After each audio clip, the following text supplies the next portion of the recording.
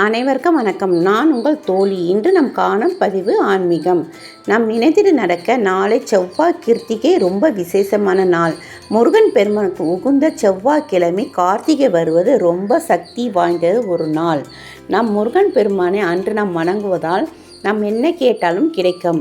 நாம் ஆறுமுகனை வணங்கும் விதமாக விரதம் இருந்து 6 அகல் விளக்கில் நெய் அல்லது நல்லெண்ணெய் விட்டு பஞ்சத்திரி போட்டு தீபம் ஏற்றி வழிபட வேண்டும்.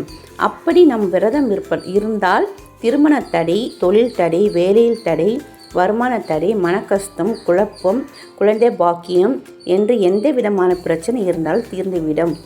விரதம் இருக்க முடியவில்லை என்றாலும் பாழம் பழம்பு சாப்பிட்டு விரதம் இருக்கலாம்.